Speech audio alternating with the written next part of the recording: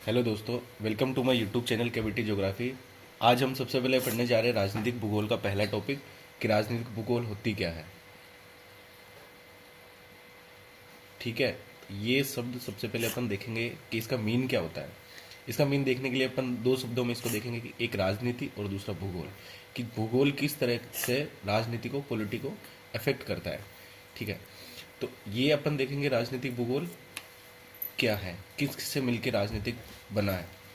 और भूगोल का अपन बाद में देखेंगे भौगोलिक फैक्टर कौन कौन से होते हैं जो इसको प्रभावित करते हैं राजनीति को। ठीक है, तो इसके अंदर सबसे पहले अपन एक पॉइंट देखेंगे कि राजनीतिक होती क्या है। किसी भी राज्य की राज्य व्यवस्था, राज्य की राज व्यवस्था राजनीतिक भूगोल कहलाती है, राजनीति कहलाती है। राजनीतिक भूगोल तो नहीं बोल सकते इसको, लेकिन राजनीति कहलाती है। ठीक है, अब राज्य क्या होता है, किसी राज्य की राज्य व्यवस्था राजनीति कहलाती है। तो अपन देखते हैं कि राज्य क्या होता है। राज्य को डिफाइन करने के लिए अपन सबसे पहले 4 पिलर्स देखते हैं कि राज्य होता क्या है। कोई भी, जैसे इंडिया है, ये पूरा इंडिया अपना, तो इंडिया की एक स्पेसिफिक बाउंड्री है, तो किसी भी राज्य की एक सीमा होनी चाहिए। दूसरा, इंडिया के अंदर एक स्पेसिफिक पॉपुलेशन है, तो दूसरा पिलर है इसकी जनसंख्या होनी चाहिए। और तीसरा पिलर है कि इंडिया के अंदर जो पूरी की पूरी इंडिया के अंदर डेमोक्रेसी है, वो किसी के दबाव में आके अपना डिसीजन नहीं लेती या फिर किसी के कहने पर अपना डिसीजन नहीं लेती है, जबकि ये अपना डिसीजन खुद बना सकती है, यानी कि संप्रभु है, ये सोवरेनिटी रखती है। और चौथा पिलर जो आता है, इंडिया के अंदर पूरा का पूरा एडमिनिस्ट्रेशन सिस्टम चलता है, जिसके हिसाब से ये पूरी की पूरी अपनी राज्य व्यवस्था को कंट्रोल करे रखती है, नॉर्थ से लेके साउथ तक और ईस्ट वेस्ट से लेके ईस्ट तक। तो ये सारी की सारी प्रशासनिक व्यवस्था के अंदर ये सारी कंट्रोल होती है। तो प्रशासन, चौथा पिलर प्रशासन। ये चारों पिलर मिलके किसी भी राज्य का निर्माण करते हैं। और ये राज्य की जो इन चारों चारों पिलर के अंतर्गत होने वाली जो भी राजनीति की जो भी व्यवस्था इनके अंदर चलती है, प्रशासनिक व्यवस्था या राजनीतिक व्यवस्था अपन बोल सकते हैं इसको, इस राज्य के अंदर चलती है, उसको अपन राजनीति भूगोल के अंदर पढ़ते हैं। अब इन सभी चीज़ों को, जैसे सीमा हो गया, जनसंख्या हो गया, सोवरेनिटी हो गई, प्रशासन हो गया, इन सभी चीज़ों को एक भौगोलिक कारक होता है, भौगोलिक कारक होता है। ये कारक इसको अफेक्ट करता है कि ये किस तरीके से प्रभावित करता है। जैसे अपन देखते हैं कि सीमा को किस तरीके से प्रभावित करेगा, बाउंड्री को किस तरीके से प्रभावित करेगा। जैसे कि ये भारत है, ठीक है, तो इसके अंदर ये इंडिया की ये बाउंड्री इधर पाकिस्तान से लग रही है, इधर बांग्लादेश से लग रही है, इधर चाइना से लग रही है। तो ये एक बाउंड्री को अफेक्ट कर रहा है नहीं कर रहा है, इसकी जोग्राफिकल लोकेशन, कि इसकी जोग्राफिकल लोकेशन है क्या। यहाँ पे हिमालय आ जाता है, यहाँ पे ब्रह्मपुत्र आ जाती है, यहाँ पे थार का डेजर्ट आ जाता है। तो ये भौगोलिक कारक है। जैसे डेजर्ट हो गया तो ये भौगोलिक कारक है, भूगोल का कारक है। और ये हिमालय हो गया, ये भी भौगोलिक कारक है। ये नदी आ रही है तो नदी भी भूगोल में पड़ते हैं, अपन भौगोलिक कारक है। इस प्रकार से सीमा, जो कि अपन पॉलिटिकल एक फैक्टर होता है, जिसको अपन देखते हैं कि पॉलिटिकल फैक्टर को एक भौगोलिक फैक्टर अफेक्ट कर रहा है। ठीक है, और दूसरा होता है पॉपुलेशन। जनसंख्या को किस प्रकार से अपन देखते हैं। अपन देखते हैं कि जैसे ये उत्तर का विशाल मैदान है, उत्तर का विशाल मैदान है, यहाँ पे उपजाऊ नदियाँ, मतलब नदियों द्वारा बहा कर लाई गई मिट्टी, जलोढ़ मिट्टी जो उपजाऊ मृदा लेके आती है। ठीक है, तो जहाँ पे खेती अच्छे से हो रही है तो वहाँ पे लोग भी ज़्यादा निवास करेंगे। जहाँ खेती हो ही नहीं रही वहाँ लोग निवास करके क्या करेंगे। यहाँ पे मैदान है तो यहाँ पे अच्छे खासे लोग निवास भी करेंगे। जैसे कि अपन सारी जनसंख्या देखें, अगर भारत के अंदर सबसे ज़्यादा जनसंख्या तो बिहार और यूपी और ये पश्चिम बंगाल, ये तीनों स्टेट ऐसे हैं जो राजस्थान की मोस्ट पॉपुलेशन को लेके चलते हैं। तो पॉपुलेशन को जोग्राफिकल फैक्टर अफेक्ट कर रहा है नहीं कर रहा है, मतलब पॉपुलेशन किसी भी जोग्राफिकल फैक्टर के हिसाब से वहाँ पे पॉपुलेशन ढल रही है। जैसे अपन देखते हैं, एक जोग्राफिकल फैक्टर ले लेते हैं तो अपन राजस्थान का मरुस्थल ले लेते हैं। तो राजस्थान का मरुस्थल के अंदर जहाँ पे नदियाँ बहकर जा रही है, जहाँ पे जलोढ़ मिट्टी है, जहाँ पे खेती करी जा सकती है, तो वहाँ पे पॉपुलेशन सबसे ज़्यादा है। लेकिन अपन देखते हैं कि थार के डेजर्ट में पॉपुलेशन कम है, डेंस पॉपुलेशन कम है। यहाँ पे पॉपुलेशन की संख्या तो बहुत ज़्यादा है, लेकिन डेंस पॉपुलेशन यहाँ पे कम है। तो अपन देख सकते हैं कि पॉपुलेशन को भी एक जोग्राफिकल फैक्टर अफेक्ट कर रहा है। दूसरा अपन देखते हैं सोवरेनिटी। ठीक है, सोवरेनिटी को किस प्रकार से प्रभावित करता है। जैसे पूरा इंडिया है, ठीक है, इंडिया है, तो इंडिया के अंदर इसी एरिया के अंदर डिसीजन ले सकता है कोई भी पीएम या फिर कोई भी अपना जो राष्ट्रपति होता है, ये इसी एरिया के अंदर अपना सोवरेनिटी का डिसीजन ले सकता है, ना कि बांग्लादेश के लिए डिसीजन बना सकता है, ना ही पाकिस्तान के लिए। तो ये एक जोग्राफिकल बाउंड्रीज हो गई इस चीज़ की, तो सोवरेनिटी भी इसमें हो सकती है। और इसी के साथ साथ अपन एडमिनिस्ट्रेशन को भी ऐड कर देते हैं, क्योंकि प्रशासन भी इसी एरिया के अंदर जो है लागू होता है। अब अपन अगर देखते हैं कि जोग्राफिकल फैक्टर और किन किन चीज़ों को अफेक्ट करता है, जैसे कि इंटरनेशनल रिलेशन को अफेक्ट करता है। ठीक है, इंटरनेशनल रिलेशन को कैसे, जैसे कि ये रिम है, इंडियन एसोसिएशन, रिम एसोसिएशन, ठीक है।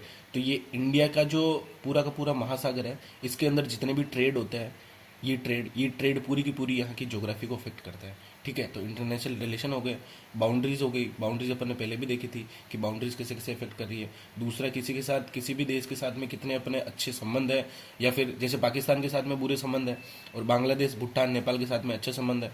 तो ये सारी चीज़ें भी इसको देखती है कि अपने भारत के जो राजनीतिक व्यवस्था के अंदर किन किन लोगों के साथ में जो संबंध है वो अच्छे हैं और बुरे हैं। तो इस वजह से अपन देखते हैं कि राजनीतिक भूगोल के अंदर भौगोलिक फैक्टर किस प्रकार से राजनीति को प्रभावित करते हैं। अब इसकी अपन एक परिभाषा बनाएंगे। ये सारी चीज़ समझने के बाद में अपन अगर इसकी एक परिभाषा लिखेंगे तो क्या लिखेंगे कि ऐसे भौगोलिक कारक, ठीक है, अपन जैसे यहाँ पे दो शब्द देखे अपन, राजनीतिक और भूगोल, ठीक है, इसकी परिभाषा देखना। इसी चीज़ों से अपन इनकी परिभाषा समझते हैं कि भूगोल, राजनीतिक भूगोल को अपन देखते हैं कि भूगोल में क्या होता है, भौगोलिक कारक होते हैं।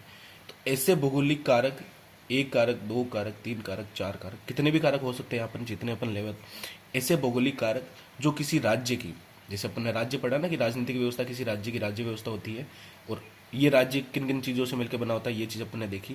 तो ऐसे भौगोलिक कारक जो किसी राज्य की राज्य जो ऐसे भौगोलिक कारक जो किसी राज्य की राष्ट्रीय और अंतर्राष्ट्रीय नीतियों और कूटनीतियों को प्रभावित करते हैं, प्रभावित करेंगे ऑफिशियली, क्योंकि ऐसे करेंगे जैसे कि इंडिया की कोई भी नीति बनेगी, कोई भी इंटरनेशनल पॉलिसी बनेगी, कोई भी चीज़ बनेगी, तो वो भौगोलिक फैक्टर को, भौगोलिक कारकों को ध्यान में रखते हुए ही वो चीज़ बनेगी, बाकी वो बन ही नहीं सकती है। इसलिए अपन देखते हैं कि ऐसे भौगोलिक कारक जो किसी राज्य की नीतियों और कूटनीतियों को निर्धारित करते हैं या उनको व्यवस्थित करते हैं या फिर उनको प्रभावित करते हैं, ऐसे कारक का अध्ययन अपन किसके अंतर्गत करते हैं, राजनीतिक भूगोल के अंतर्गत करते हैं।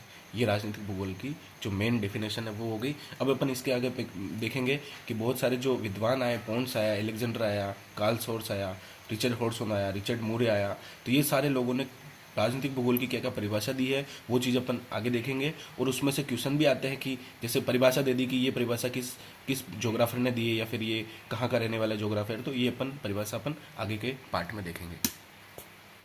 जैसा मैंने आपको पहले राजनीतिक भूगोल के बारे में समझाया था, उसके मैंने यहाँ पे सिस्टमेटिक ढंग से एक नोट्स तैयार किए हुए हैं। अगर आपको भी ये चीज़ नोट्स बनानी है तो मैं इसको भी थोड़ा समझा देता हूँ आपको, ताकि आपको थोड़ा अच्छे से समझ में आ जाए कि राजनीतिक भूगोल अपन ने देखा था कि राजनीतिक भूगोल दो शब्दों से मिलकर बना है कि राजनीति और भूगोल। अब राजनीति क्या है, ये चीज़ अपन ने देखी थी कि किसी राज्य की राज्य व्यवस्था ही राजनीति कहलाती है। अब भौगोलिक फैक्टर क्या क्या होता है, भौगोलिक कारक कैसे प्रभावित करते हैं, ये अपन बाद में देखेंगे, इसको छोड़ दो आप, ठीक है। राजनीति क्या होती है, अपन ने देखा था पहले कि किसी भी राज्य की राज्य व्यवस्था राजनीति कहलाती है। अब अपन इसमें राज्य देखेंगे कि राज्य क्या होता है। राज्य 4 पिलर से बन के एक राज्य का तंत्र का निर्माण होता है, एक राज्य बनता है, मतलब 4 पिलर्स होते हैं। अपन ने देखा था कि जिसकी निर्धारित सीमा हो, बाउंड्री देखी थी अपन ने, इंडिया का मैप बना के देखी थी। जिसकी पॉपुलेशन हो, इंडिया की पॉपुलेशन देखी थी अपन ने कि पॉपुलेशन कहाँ कहाँ पे निवास कर रही है, वो सारी, जैसे रिवर नॉर्दर्न प्लेन देखा था अपन ने, वो सब चीज़ें। वहाँ का एडमिनिस्ट्रेशन, प्रशासनिक व्यवस्था कैसी हो, प्रशासनिक व्यवस्था होनी चाहिए वहाँ पे।